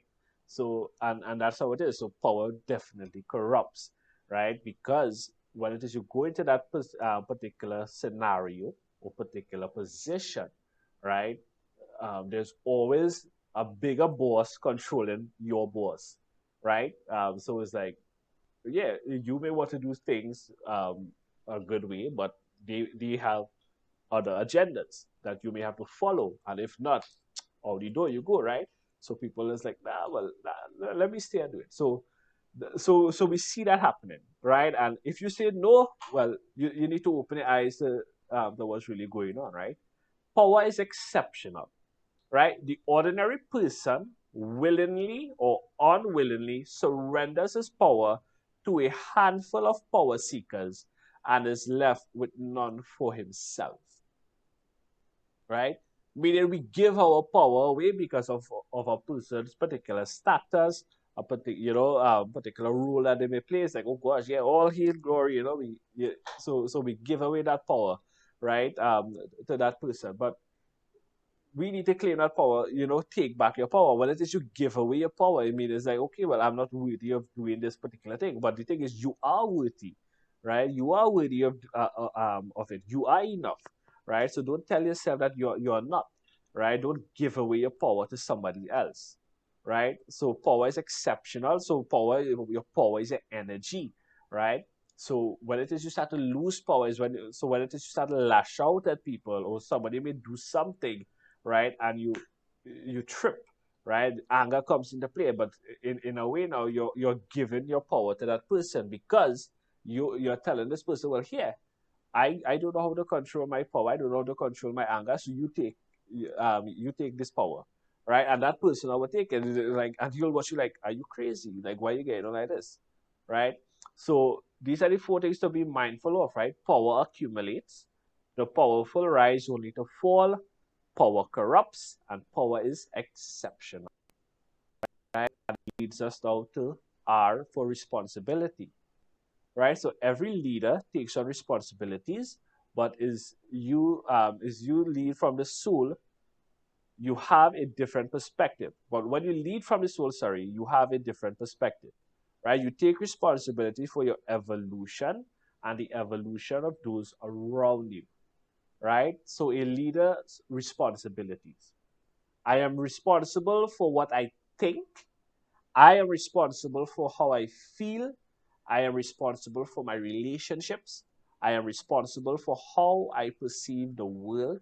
I am responsible for my role in society. I am responsible for my immediate environment. I am responsible for my speech. I am responsible for my body. Right? So these are your responsibilities. There's so much more. So I'm responsible for what I think, right? Your thoughts, I will go back again to your words being so powerful, right? What it is you tell yourself, what it is that you're telling those around you, right? Are you blessing those people with positivity, or are you belittling them with negative responses, right? I am responsible for how I feel, right? So nobody can control how you feel but you, right? You have that responsibility. You are responsible for your relationships, right? Your relationships with your mom, your dad, your brothers, your sisters, your grandmother, your aunts, your uncles, your grandfather, right? Your friends, your co-workers. You are responsible for that, right? And there are times that we will give our best state, and sometimes, they always say one hand do clap, right? So we need cooperation from both sides. So you are responsible for your relationship. So if something is not working out, you need to come out and say, right? Okay, XYZ is the case, right? I'm responsible for how I perceive the world, right? Again, your beliefs, everything comes into play here. How do you perceive the world? Right? I am responsible for my role in society, right? What is your role in society? What are you doing, right, to ensure that things around you are better, right? Just a second, guys. All right, let me just plug on my charger. Right, all right. Everybody's hearing me, right? Yeah. Okay. Right. So I am responsible for Yeah. my. Okay. I am responsible for my immediate environment. You're surrounded, all right, and we so come focus on people littering and all these different things. I'm just using an example, right? Your environment is not just outside, but who you surround yourself with and all these different things, right? By if everybody takes responsibility to sweep their own doorstep every single day, right? The world will be such a cleaner place. Agreed? Right? So we look at what's going on. So who do you surround yourself with, right? Are those individuals helping you become a better person? Are they keeping you back from pursuing your goals? Right? Are you a crab in a barrel? Right? You try to move up, they keep pulling you down. Right? Is that the environment you want to be in? Right? I am responsible for my speech. Right? The words that I say. Right? Am I saying the right words to build myself? Am I being too harsh on myself? Right? Are the words I'm using, is it benefiting me? Is it benefiting those around me? Right? I'm responsible for my body. Right? Am I eating the right food? Am I getting enough sleep? Right? Am I exercising? Am I getting a massage done? Whatever the case may be, am I treating this body the way it's meant to be treated, right?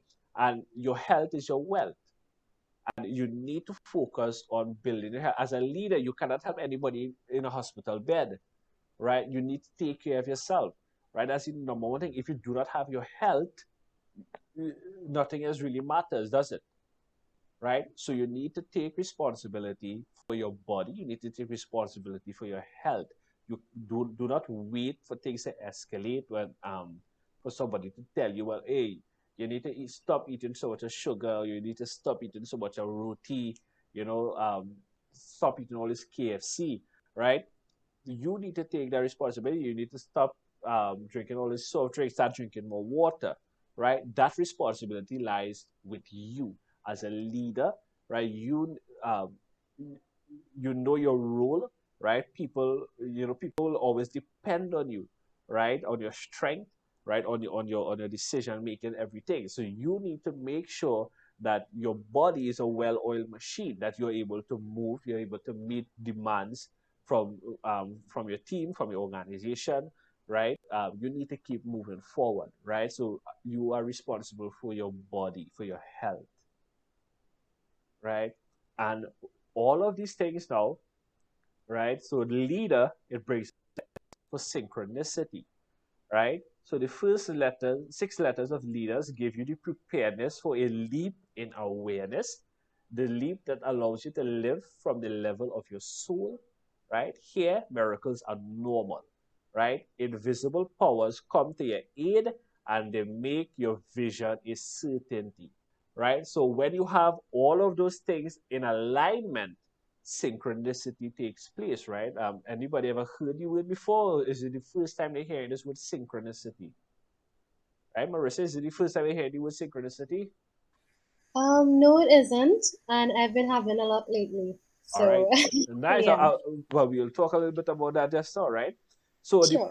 the path to miracles.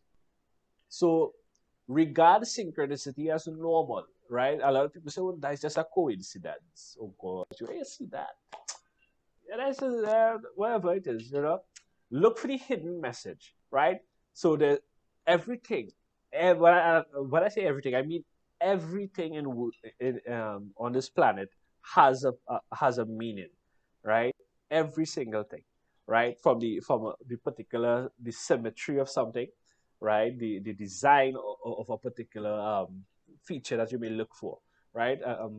For ladies, I think especially when it is you, let's say you go to shopping, right? You go to do shopping, you go to look for a shoe or a purse or something, and you that's what it's like, wow, that shoe speaks to me, right? And you was like, how the shoe could speak to you, right? But what really speaking to you is the design of the shoe, is the color that has been used, the symmetry of it, right? So all of these things influence our buying, right? Influence our thinking. Okay, but I need to get this item because it speaks to me, right?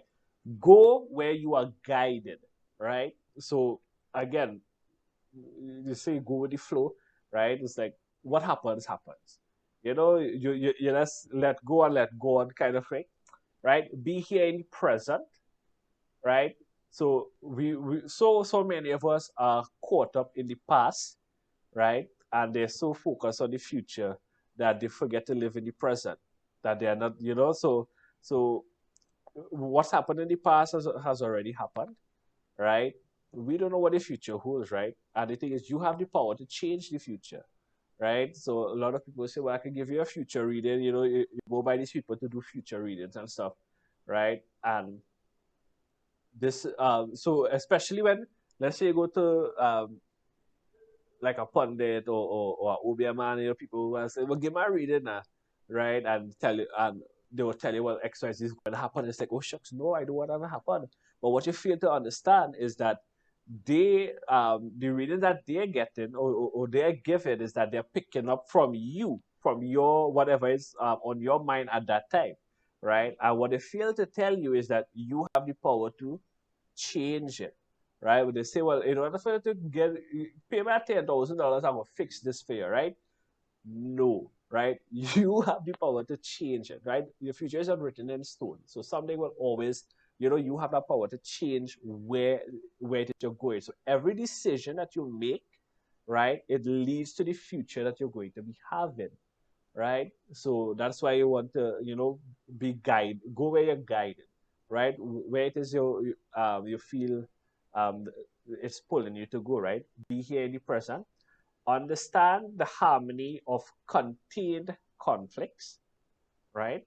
So again, that's where the battle of the ego and what it wants to happen, right? Encourage unity, right? Discourage division. And I love this particular point because, again, it speaks about encourage love, discourage faith, right? And the, in terms of a leader, there's always this is one of my favorite sayings of it, right? I don't know who said it, but it's always say, I can't remember who said it, sorry. But it says, a leader without a vision gets votes by division, right? So listen to it again, right? A leader without a vision gets votes by division, right? And many times in politics, we see it play out. We see that things may not be going right in the campaign. So guess what? They pull out that trump card, right? The race card, and that's how it goes. Even in organizations, they always look to divide the employees, right? Again, they look to favor some than others, which is not right, right? And align yourself with your new belief, right? Again, from the exercise that you would have seen on the Kickstarter, the Word document, right? Your personal, your soul profile, your personal profile, right? Align yourself with your new belief.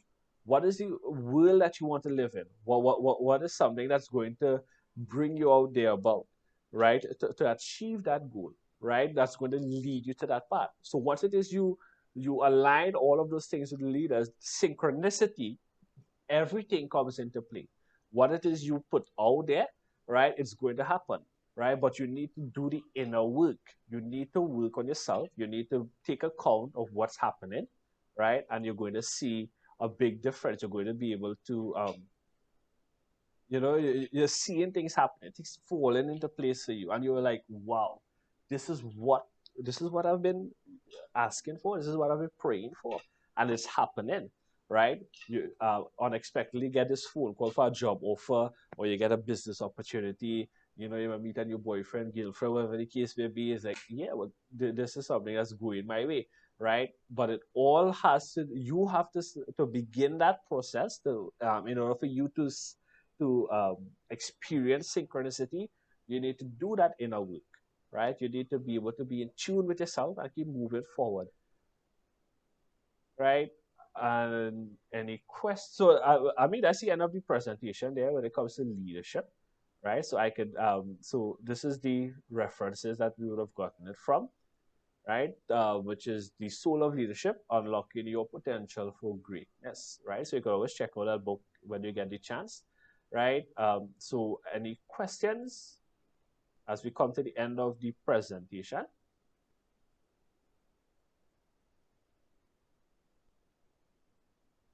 Moonesh, we good?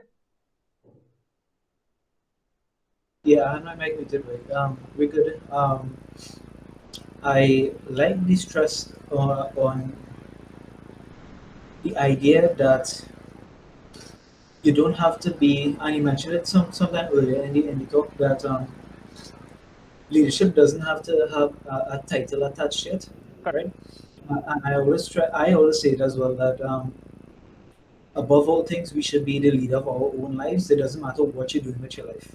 Yeah. You should definitely be the leader of your own life, and being the leader of your own life is having control and power, not over everything, but over yourself, and the faith that whatever happens, you'll be able to handle Yeah. uh, your life, And I like the presentation. I know we covered, me and you personally talked about a lot of these things, or the whole seminar really on the podcast and on private talks. Um, so none of these things were actually really new to me. But I think a lot of people who would watch it afterwards, when it's posted on Facebook, would benefit from it. Yeah. But and that's the thing too. I think people expect life to be this big complex thing, which is not, right. It's simple. This is as simple as it gets, right? And again, we tend to overcomplicate things and make things bigger than they're actually not, right? So that's why I always say the simple way is the best way. And people say, well, I know all this thing already. I don't need to come on this and listen to this. I say, but if you know it already, why it is you're not making progress? Why it is you keep getting stuck, right? And it's because they're not putting what it is they know into practice. Yeah. Well, doing the right thing is difficult, and Well, doing the right thing isn't always the easiest thing, and it requires a lot of discipline that I think that people don't generally have. yeah. No, well, I think what kind of keep people back to I will go back to this fear-based thing, right? Is that uh, if I do this, well, this set of people won't like it, or somebody will say something, and so we find ourselves still now trying to please everybody. I think is you can't, right? And you need to live with that. You need to accept that, right? Because everything that you do, not everybody's, again, damn if you do, damn if you don't, right? But at the end of the day, what is true to you, right? As an individual, what marker do you want to leave, right? And it always goes back, for me, we was talking about favorite book something, right? And I always tell you this. My favorite book is a book entitled "Who Will Cry When You Die," right, by Robin Sharma. Puts things in perspective for you in your life. How did you live your life? What's the type of life you want to live? And we recently lost somebody um, close to us that made a big impact on both of our lives, right? Who was like a mentor to us, right? And look at the impact that person would have made in not only our lives but all the other people that she would have interacted with, right? The amount of good positive comments, and like everybody is like, this mourning this loss, right? So it's like it's a lot, right? It's like what type of life you're living, right? What type of legacy do you want to leave behind, right? The people that you interact with, right? Today, tomorrow, something happens. Is that person going to miss you? What impact did you have on this person's life? And it doesn't necessarily mean that oh that you need to like spend big money to make an impact. No, your impact is just by saying a kind word, just by being there for that person, just by listening. Do it so. It's the small things that really make the big things. So people get so bogged down on trying to go out of the way, to spend all this money to do this, to do that, and it's like, what's it really worth? At the end of the day. So I would love to hear some feedback from Marissa, and I see Fadila. Right. So Yeah. yeah. Okay. So just to add on what Moonesh said, in terms of leadership, I like that you said that it didn't really have a specific definition or fit a specific rule, right? Mhm. Because a lot of times, there's this quote that says that everything and everyone is your teacher, right? Correct. Yeah. I agree with, because sometimes, you're only looking at a specific group of people, or there's, I don't know, a specific, I don't know, personality or something where you feel like, okay, I might learn something only from that person, right? Mhm. And sometimes you just never know, like it could be anybody at all. You just get an epiphany. And like you was even saying that there's some people who said, well, I don't need to come on to this because I know these things already, Mhm. right? But for me personally, I feel like I know these things already, but coming on, I still learn stuff. Yeah. You really never know everything, there's always something to learn, and you never know when or what platform would actually give you that knowledge, so I mean, I'm very thankful for this because I still learn some stuff here. Nice, very, very good. Yeah. So I know you told me what synchronicity, right? That you were experiencing a lot. So give me a little Yeah. example. Well, there's a lot. Okay, so synchronicity wise, well, there's the numerology aspect of it, Right. or what some people call angel Angel numbers. numbers. Mm-hmm. Yeah. Then there's certain things like I would think about, and then there's people who would, I don't know, like, okay, so if I like randomly think about someone or something that, then someone will message me, or there's different thing, and it has nothing to do with algorithm of anything, because sometimes I'm just thinking about it, right? I don't know, there's just a lot of things, a Well, lot of things I can add to that aspect into where it right now. I can add to that aspect where it is you like thinking of certain things, right? So as our bodies, we operate at different frequencies, right? So Right. you ever had the experience where you're driving in a car and like a song comes to mind, right? But the radio is off. Mhm. Turn on the radio. That same song starts playing in the car, and it's like, Yeah. whoa! I was just right. So is that frequency, right? So our bodies operate in that frequency. So that's why it's always good to have high frequency. Practice love, right? All the good, right? Your happiness, your love. So this is where gratitude.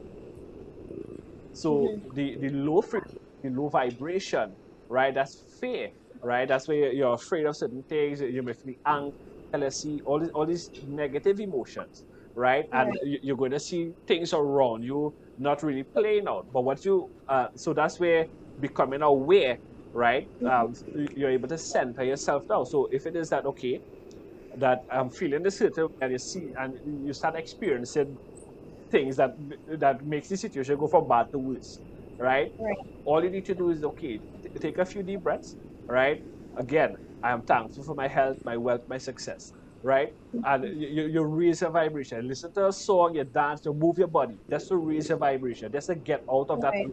of that slump, right? Because Mm-hmm. if you're going to keep there, you're going to keep focusing on the negative, right? And the idea now for you is to raise your vibration so that you're going to attract the good things that you want in your life, right? Right. So there's so much of time, people get bogged down by negative emotions. So like for me, at time, I had a bad experience with somebody at work, right? I Right. was play, and I left work and it's playing in my mind, right? And like I started to think of all these bad things, and lo and behold, somebody hit me from behind, right? And could it actually be an accident? Is it that's because of Mm-hmm. what I was thinking, right? And this is actually what I was thinking kind of actually true, like made me realize, well, okay, no, well, it's not that bad anymore, right? I Mm-hmm. mean, I could have lost my life, but thank God there's a little Yeah. fender bender, right?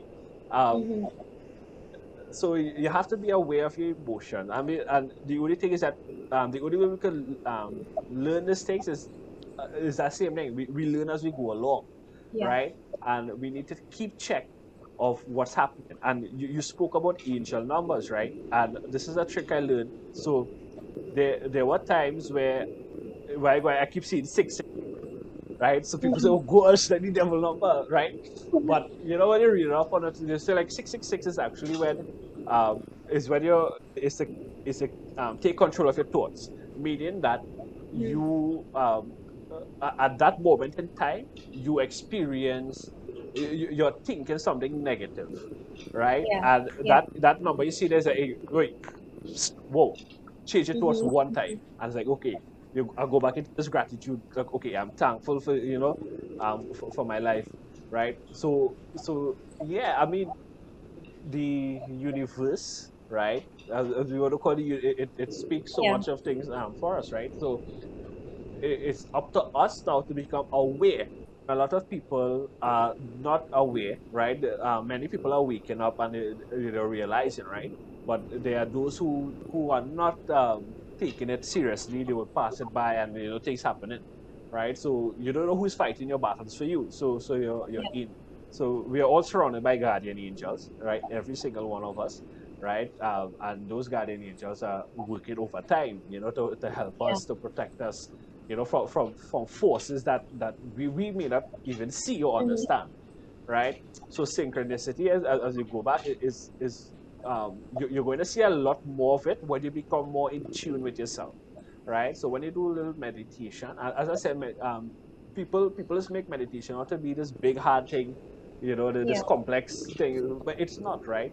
And for me, meditation is simply deep breathing, being aware Yeah. of your breath, right? And you visualize. So you're breathing in light, right? You're expelling the darkness. Breathing in light, expelling the darkness. So it's like that. So and you visualize yourself, being surrounded, right? A lot of people don't do it, right? So they take a lot of they kind of waste time in the wrong things, right? Yeah. So that's like how when we talk about responsibility, a leader's responsibility.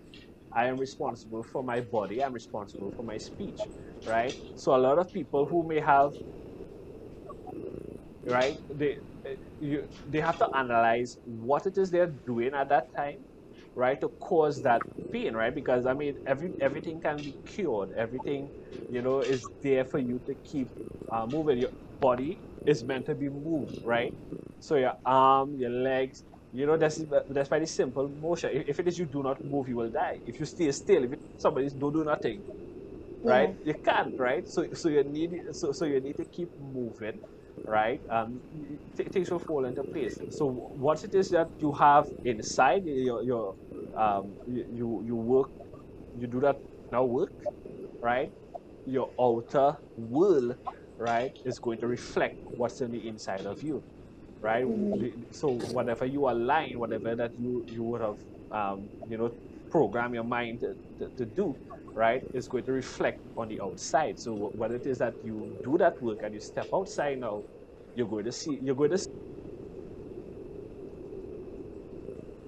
where I see things much brighter. I see, people, places where may see problems. I see opportunities, right? Right. So when you pray, you ask like, okay, give me eyes to see opportunities that nobody else can see, right? Because I can show one painting to 100 different people, and I'll get 100 different responses from everybody because everybody sees something differently. You Mm-hmm. understand? Yeah. Right. So I mean, yeah, and that's about it in terms of so this leadership is basically about doing that inner work, right? And it reflects on the outside. So how it is your mind is so powerful, right? In that, and I always tell people this is like people will say the mind is a powerful thing, yes, but is the way how you treat your mind, what it is you're planting in your mind, right? Because some people, brilliant people, right, and their mind, you can actually tell, you look at somebody's face and there's like, wait, but this person have a real bad mind, boy. Like I don't know if that's only me, but but you can tell just by the way somebody looks, right? Like before they have looked really, presentable and Mm-hmm. approachable, but Yeah. now you see them, they're like, where does witch come out from? Like, Maybe why this I person? don't know, transition. like for me, I don't think it's more of a like how the person look. It's like Yeah, you mentioned before that you're feeling this heaviness on your shoulders. yeah, Then you realize it was the person they weren't feeling too well, right? So I feel for me, instead of like how the person looks, it's like more for energy for me. yeah, So I can relate to that you said too. So even if yeah, somebody is dressed really well and they're speaking a certain way and yeah. all you these things, you you I can pick up feel you pick up like any energy. nah. I feel like nah, Yeah, you yeah, know. it's true, it's true. All right, and but again, I always go back to politics, right? And people like, Yeah. I love politics. People they say what, but like without politics, like where this country, where the world really headed? Right. So you look at politicians like when they're fresh, when they're now going to take versus so like now versus then, right? So Hmm. sorry, then versus now, right? Yeah. So it's like um and people say like, Rishi, but you have such a big thing about politics. Why do you become a politician? I think that's like, again, we go back to power corrupts, right? So like, I don't know. Well, okay, if I go now, I want to go with good intentions, and then all of a sudden, like, if I try to do the good things, people want to put a hit on me. It's like, nah, we can't work with. But apart from that, is that as I said, people are too good looking for that, right? No, it may be something ridiculous, but the thing is, if it is you go into like politics, right? The amount of pressure and work that is put on you, right? Your mind, because a lot of people are battling their subconscious, right? Because they are going against what they believe. They are fighting against what they believe, right? So they have a belief set, but they're doing something else. So they may have a belief of being honest and having integrity, but are decided they're taking bribes, lying, they're doing this, they're doing that. And you see that reflecting in their face, you see that reflecting in their body, how they're shaped. And it's like, so is a that you see, right? Because a lot of people they do things that they're not that they know is wrong, right? So we say that a leader is about doing what's right. Yeah. Hmm. So they Yeah. are now they know what's right, but they're not doing it. But it is right for who, Rishi? Right. No, but that's the thing. So it is right. So it doesn't matter. Like um, it depends on the situation and Moonesh, right? It's like, okay, so what who is it right for, right? So let's say, for instance, so there's always this right. You're on a train track, so you have a track that's going to kill 10 children. You have a track that only that's going that only one person. And the train is speeding, but you have to make a quick decision. Would you kill the 10 children, or would you kill this one child? Are you asking me? Yeah, We kill all them children. No, I'm joking. No, but obviously, if 10 children outweigh the life of one person, right? So right. So you're going to sacrifice that one child to save 10 children, right? Yeah. Right. So it's a question of morals and your values, right? And at the end of the day, there's no right or wrong answers, right? So we're always taught in life in a test that the answer is wrong, right? But so that's why a lot of people keep getting and have anxiety and depression, especially when, like for school children, when they hear tests, it's like, oh gosh, that's when the anxiety starts kicking in, right? Because they think it's going to determine the success or failure for the future, which is not, right? Again, it's just a written test, is something based on memory, right? But at the end of the day, life is really the one that's going to really be shelling out the test and then giving you the lesson. Yeah. So it's all about you as an individual with the choices that you make, right? That you would have. I mean, there's no right choice, there's no wrong choice, right? The thing is, can you live with the choice? Can you live with the decision, right? And if you tell yourself you can't, then don't make the choice, right? So that's the next way you could think. Like, okay, if I make this decision, right, and let's say, let me, for example, a relationship, right? All right, so I'm with this person, right? But the person, they're very toxic. They're not supportive. Whatever the case may be, right? But you say, well, okay, but now, well, the person from a well-off family, whatever the case may be. So you gotta ask yourself, okay, do I really want to stay with this person because they have money, right? Or do I need my inner peace, right? And if it is that you can live without that person, right? Hey, go ahead. But if not, you go ahead. But if it is you can endure the toxicity, right? Fine, by all means. I don't know anybody who want to be in an abusive relationship. It's like I think inner peace, your inner peace is worth way more than that relationship. That is just in my opinion, right? Everybody is different, they're entitled. So it's how it is you see things. Well, it's not always that simple. Yeah. And But is I it really though? I mean, no. again, Well, that's the thing. I mean, there are a lot of outside factors that, because why is it women stay with abusive men or men stay with abusive women, right? Obviously, everybody would, in their right mind, would say, "Yeah, I choose inner peace," right? But you don't always know all the factors, right? right. Um, But again, but right? but It leads to trauma. It leads back to trauma from past experiences, from past beliefs, right? That okay, that they may be with that person, and that person may make them feel that nobody else will want them, right? That Mhm, they can't find nobody else better, and blah blah blah, blah, right? So all of these factor in, right? So because what that situation is doing is that it's programming their consciousness, their subconscious mind, right? That these are the reasons that I can't leave this person. mhm. And the thing about it is that our mind is like a computer, right?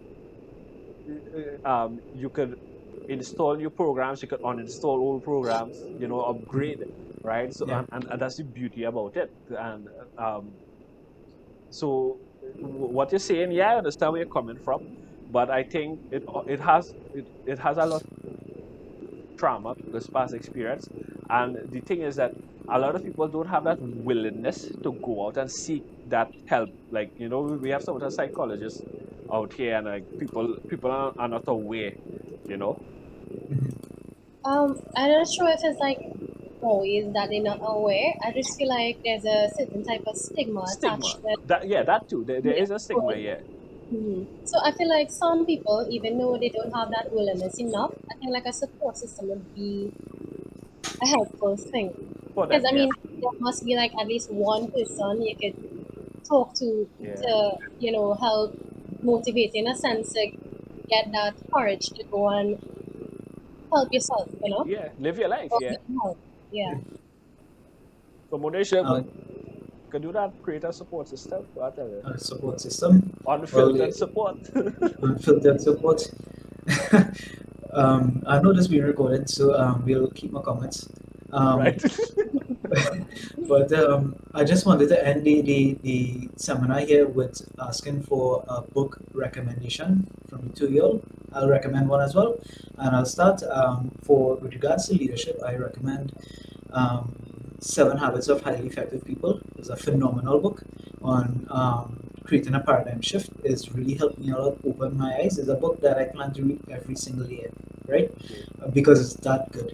And the book is an easy to read book. Is about 300 and something pages, but like I said, it's super easy to read. That easy But to read 300 some pages, but all right, go ahead.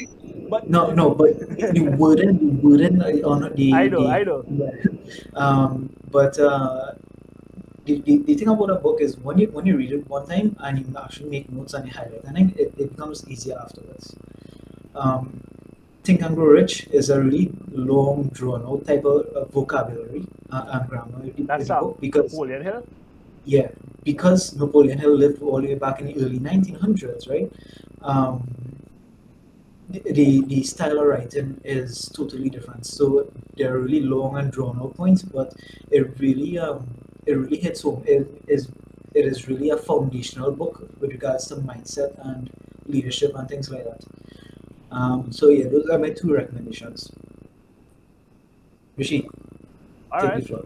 that's good. I actually have that the seven what is the seven habits? Habits of highly effective people. No, no, this is one thing with me. I have a habit of always buying books, right? Even if I don't read them as yet, I have a collection. So Oh yeah, I have that book. Same. I have that book already.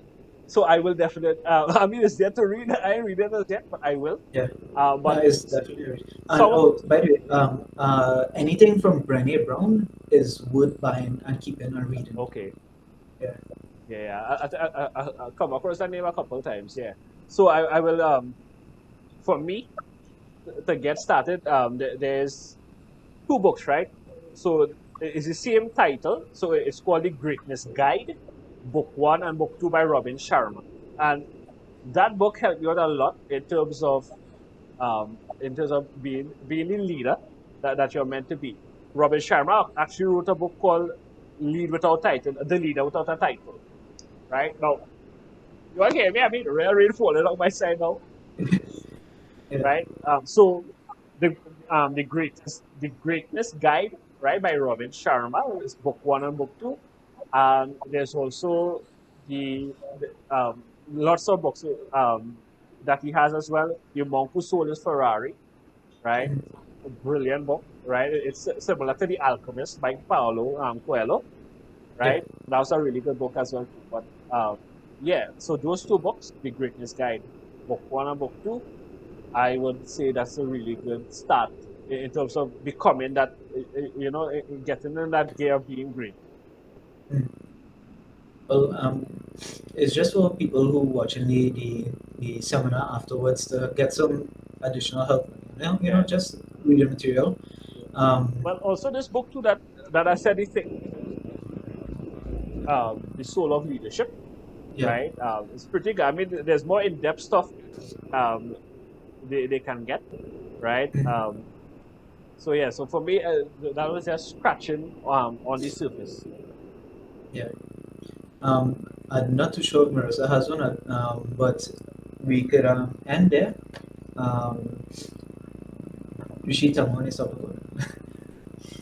So yeah, okay, let me stop. But yeah, that's what say thanks again, Moonesh, for the opportunity to present, right? Yeah, thanks for coming on on our show. Thanks for hosting the seminar. I always say thanks for coming on the show because the Unfiltered podcast, Unfiltered. Um, we trying to get some more guests, some more prolific speakers